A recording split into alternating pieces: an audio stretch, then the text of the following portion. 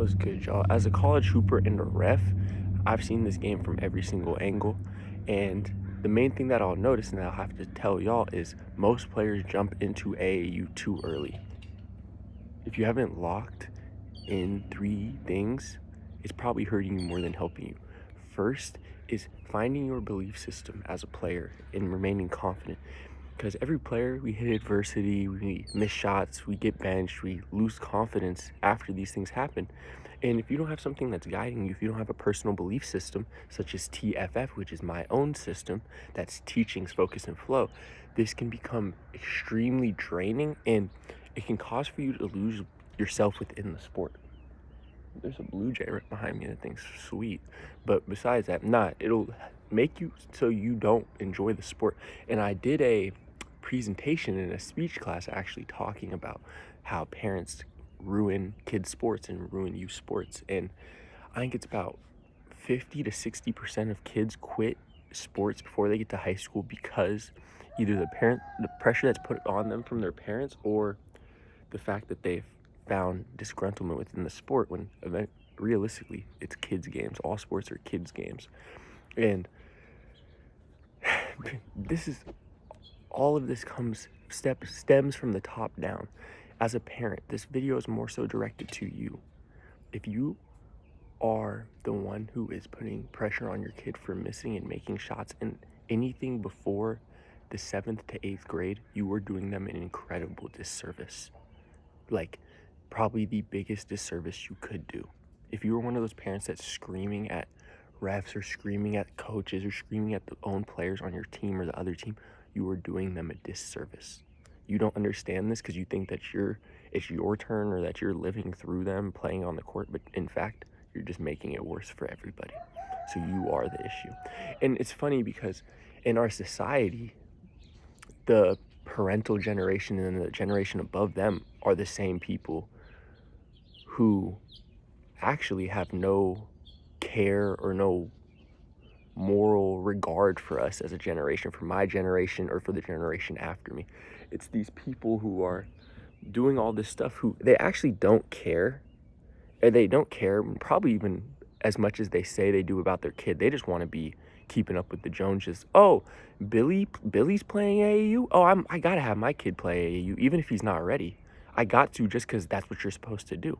So it comes from the root cause is selfishness within the parents. Because as a kid, why would I want to go be in some place that I'm not prepared for, or that I haven't even fathomed to be prepared for? This is what happens when kids get thrown into AAU tournaments and they start playing LeBron from the Bronx, and they're from Portland, Oregon, and they ain't ever seen nothing like that. And then that starts the downward spiral of AAU. And this is only exacerbated because none of the players have fundamentals first. A lot of young players are showing up to AAU tryouts trying to get noticed without having a solid foundation. And so for the average coach or for the average program director, they're cheesing. They're like, oh yes, let me scheme up. This is free bread. Because they know you'll go and pay it. That's the thing. They know that the worse your kid is, the more likely that you are to pay. And they know that the fact that your kid is worse, you're going to pay more so then they can have kids on the team that are better than your kid. So then your kid can just pay to sit on the bench. Hey, and it's on you as a parent. That's the thing. If you're a parent, if you're a kid, talk to your parents about this. Don't just be like, yeah, put me in AAU. Be like, no, hey, get me a trainer for 4 months and I'm going to be way better than anybody in that AAU season got. I'm going to get way more from that because I'm developing ground level skills, basic fundamental skills and principles that translate to all levels of basketball. Personally, I'll give y'all a little excerpt because y'all might think I'm just talking out my neck, but in reality, I've been team captain, all-state, college team captain, honorable mention all league. I got triple-double in college. I've never averaged below, I think, 10 points, 11 points with 5 and 5, 4 and 5. So it's I know what I'm talking about in terms of being somebody that can go into every situation and flourish. And that was because 2 reasons. First, it's actually funny because my belief system over hype was never there. I was always someone that was within emotional disgruntlement if I wasn't where I wanted to be. And so for me, this past year has been going over TFF, teachings, focus, and flow, and understanding that everything that happens is a teaching. And I've been able to focus on this much more. And so then now I'm finding my flow. But again, this is because I had time. This is because I wasn't playing AAU every single weekend. This is because I had months to sit and think with myself and understand what were my errors, what were my miscalculations prior to this. So once I was able to understand this, I was able to actually get a foundation for myself where I could understand myself. I could move myself, or I could calm myself down when was needed. And I wasn't frantic, or I wasn't sporadic, because it's like, no, I know what's happening. It's teachings. For me, I'm not going to shoot a bad shot to me. So therefore, the teachings is there. Everything, if I'm in the right spot to make a shot, then I'm shooting the right shot. It's the same thing with prospecting and attempts. If I'm able to hear yes or no, that means I was in the right situation, because that's like missing or making a shot is yes or no. And so if you're taking good shots, or if you're making good decisions and things aren't working out, who cares? Like, genuinely, who cares? Because eventually, if you're doing the right things, if you're moving within the right way, it'll all work out regardless. Man. Next, still back on the fundamentals. You shouldn't still be figuring out your weak hand or defensive stance in live showcase games. This shouldn't be like a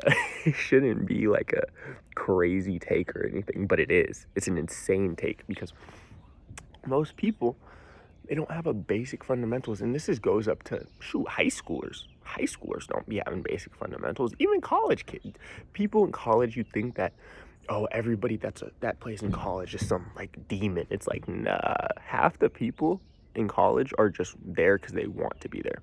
So again, that's for you. If you're deciding like, oh, I might not be the best, but you could still get it on a college team because you want to be there, because teams need glue guys. Teams, and this is another thing that is underappreciated in AAU, role players. It blows my mind that if you're in the NBA, you're getting paid millions of dollars to be a corner sitter and to play some defense. And little kids think that they shouldn't have to play a role. They think, oh, I'm better than anybody in the NBA who averaged over 15 to 20 points at D1, D2, D3, NAI level.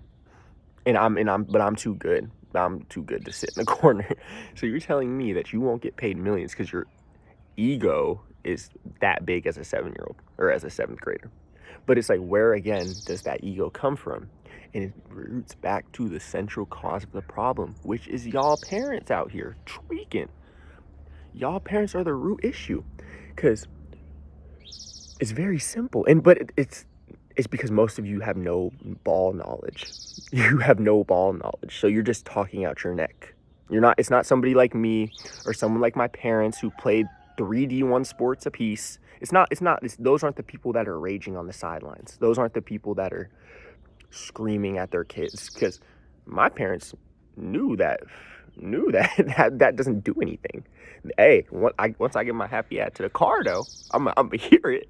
But in public, you're just making it look bad for everybody around you. You have the coaches looking at you like, why would I ever want this person in my program? Because it trickles down. Eventually, if your kid is good enough to play college, they're gonna hear that and they're gonna be like, oh, I don't even want that. Your parents are psycho. So again, you're just reflecting and deflecting onto your kid and making it worse for your kid. So kids, tell your parents this. Parents, listen to me. You're not doing anything positive. I promise. Just sit there and sit down and shut up. And yeah, sit there and shut up. Because at the end of the day, you're not going to get anything from AAU games that you wouldn't be able to get in practice or from the 24-hour fitness down the street playing with old heads. And more than likely, honestly, you're going to get more from that because they actually have basketball IQ. They actually have basketball knowledge. When you're playing with a bunch of little kids, nobody knows what's going on. So therefore, it's like you can't even fathom playing real basketball because we don't know. Coaches don't teach situations. They don't teach. Yeah, besides the point. And this is where we come to most AAU coaches don't care about you. This is the truth. It's very simple. AAU coaches aren't always in it for your growth. Most AAU coaches, they're already established. Or if they're not established or trying to get established, so then they're going to care about the 5 or 6 main people in the rotation. So if you're not one of those people, if you're one of those people that's paying the way for another better player than you because you're not good, but you're on the team because you can pay the bag, then you're holding someone else's bag, just by the way. And you're not going to get an opportunity, just by the way. They're stacking teams, chasing wins, and chasing money, not player development. And obviously, this isn't the case for every single program. There's a lot of programs who are out here doing fantastic work. They're out here doing the Lord's work. But these programs are rooted in skill development, personal development, and basketball IQ, which a lot of other programs are not. So if your program isn't rooted in these 3 things, skill development, IQ development, and character development, then I probably would stay away from these teams because they're just in it for the bread. And it's cool. Another thing, if you are somebody who's learning to play basketball, would you rather play on a stacked team that you're not going to have much of a role, or would you rather play on a solid team that you're going to be the main guy, so that when you play against the really talented team, you're clashing, or you play against them, you do well, and then you get onto that team with a real role rather than having to play from the bench because they already know that you've gotten better? I don't know. Y'all answer that question for me, because I know my answer, because I know what I had to do, or what I did, what my parents had me do, what my father had me do. He had me playing on all types of teams, because the more basketball you can play that is free, the more you'll be able to express yourself, the more that you'll be able to feel comfortable on the court. And so for me, now it's like, I used to play 4 or 5 grades up. That's another thing. People be playing down. That's like, you have to be a real sorry ass, like, weirdo to be doing that. If you're playing down, like, what is that doing for you? Besides the point, because personally, I'm playing 4 years up, because in high school, you're playing 4 years up, are you not? And so if someone playing varsity as a freshman, like me, then why would I not be trying to play up in the beginning in middle school? Like, it doesn't even make sense, but that's besides the point. If you don't come in already polished and mentally locked, you'll get overlooked, misused, and forgotten. I just said this. If you are already one of the best players in your area, don't try to play for the best team. Try to play for a solid team that you know will help you develop, because you might sit around and you might play a whole weekend and not get one meaningful rep or moment. Just claps and, hey, I got you. Jake, I got you. Oh, and then Jake comes in 2 minutes later. Oh, I got you. So you shouldn't sit there, man, why am I not? But it's like, so you just paying all that money. It's just a waste. Hey, but man, before you sign up for that next AU team, stop. Ask yourself, do I have a mindset that can handle pressure? Do I have a real skill set that can advance or flourish? Not just moves, but like a real package, a real IQ, a real wherewithal of knowing what you're doing. Because everybody can do that. Dribble. Everybody gets taught that. But where are you going with those dribbles? That doesn't do anything for you. That's another falsehood. That's another, people want instant gratification. Oh, I can do a crossover now. Okay, like we just talked about, there's only 5 people per game. There's 2 or 3 people per team that are doing crossovers. Let's be honest with ourselves, because otherwise you gonna be in the corner. You're gonna be a role player, and that's nothing wrong with that. People think something is wrong with that. There's nothing wrong with that. You know, I be playing with pros. I'm a role player, because I know. Why would I not be a role player? Why would I not give myself the opportunity to be on the court? Because if you're not gonna be a role player, you're not gonna get on the court. It's very simple. Like, it's very simple. Unless you're LeBron, like, if you don't feel comfortable playing a role, you're not going to get on the court. So, but again, y'all can listen to me. I somewhat know what I'm talking about. I average over 11, 10, 12, been a captain. Like, I know what I'm talking about. And that's me. Those stats are with me taking a role. That's me not even shooting a bunch, because I know how to win. So it's bigger than myself. And the thing is, if you play within yourself, you play within your role, people are going to notice. So these the doors for me have opened because I play within my role. Even if it's like Yeah, it's simple. It just happens. If you play within your role, play within your nature, play unselfishly, things will happen. Good things will happen to you. But man, I appreciate y'all so much. I'm about to go ref 12 AAU games today, so I'm gonna let y'all know how that go. I'm gonna probably post a short or something. And yeah, yeah, this one might ruffle a little feathers if it gets some traction, but I think it's been needed. It's a needed video. So, man, I appreciate y'all so much. This is TFF, T-Fair's Teachings, Teaching, Focus, and Flow. And I hope y'all have a fantastic day. Make sure that y'all get y'all skills up and then get on the AAU court. Don't skip steps. Don't skip the basic fundamentals and then play. So, man, and again, if you want to reach out to me, I will help. If you want to get a workout plan, if you want to get a meal plan, whatever it may be, I'm here for y'all. Just let me know and we could talk about it. Very simple. I appreciate y'all so much. T-Fair's Teachings, like, sub, comment. I'm gone. I appreciate y'all. Bow.